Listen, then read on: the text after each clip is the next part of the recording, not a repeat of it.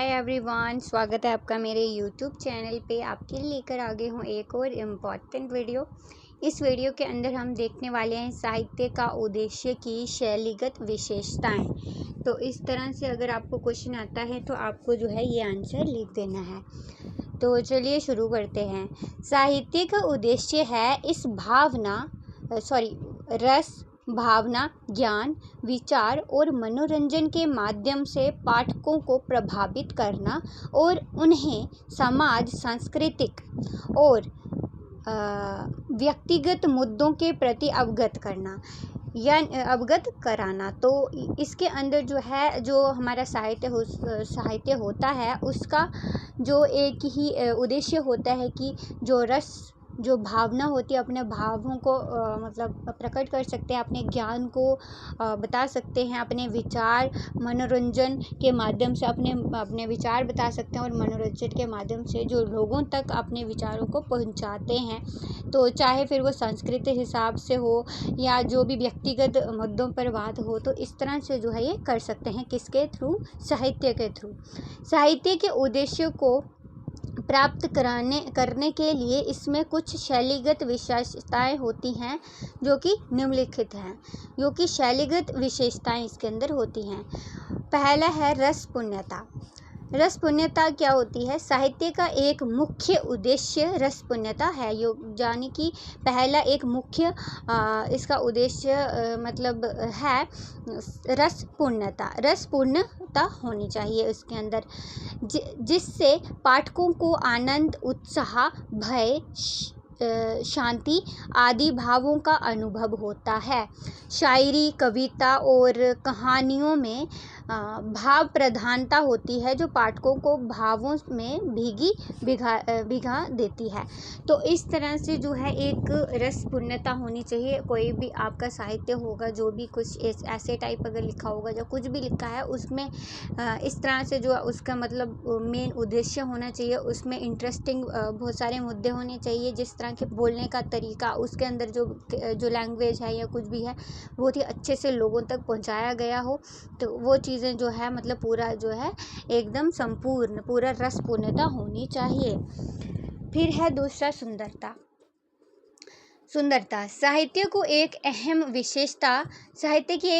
विशेषता ये है कि सुंदरता होनी चाहिए, जो वाक्य, भाषा और अलंकारों के माध्यम से पाठकों को आकर्षित करती है।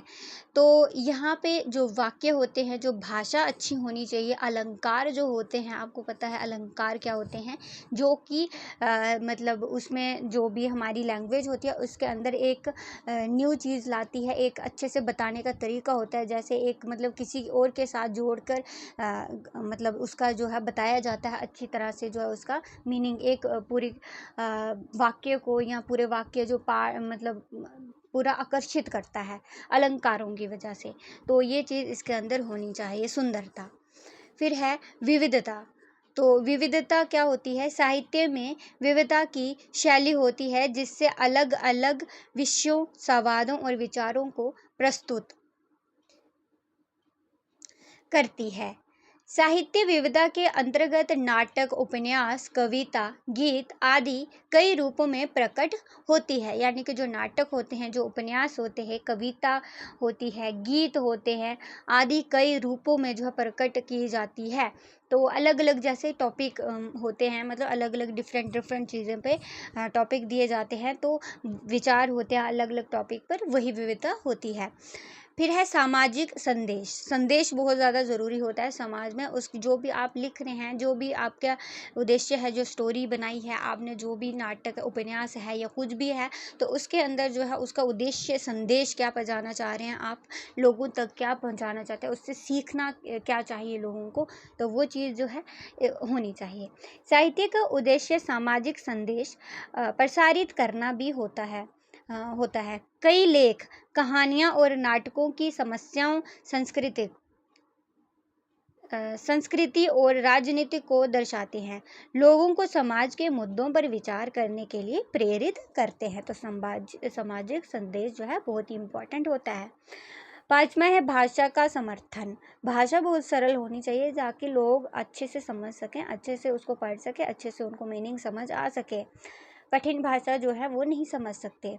तो साहित्य भाषा का समर्थन करता है और उसे अधिक शक्तिशाली बनाता है। सुंदर और प्रभावशाली भाषा साहित्य की शैली को बढ़ाती है और पाठकों को लुभाती है, यानी कि उनको जो है आकर्षित करती है, उनको अच्छे पसंद कर सकते हैं जो लोग होते हैं, सुनने वाले होते हैं। साहित्य की शैलीगत विशेषताएं इसे एक समुत्कृष्ट कला बनाती है जो पाठकों को आनंदित, संवेदनशील और ज्ञान बनाती है। साहित्य के माध्यम से लेखक और पाठक दोनों अपने भावों और विचारों को व्यक्त कर सकते हैं और समाज में सकारात्मक परिवर्तन ला सकते हैं, यानी कि अच्छा परिवर्तन कर सकते हैं। जो भी रूढ़ियाँ होती हैं, जो भी प्रॉब्लम्स होती हैं, उनको सॉल्व कर सकते हैं। तो ये इम्पॉर्टेंट क्वेश्चन हमारा आ जाता है।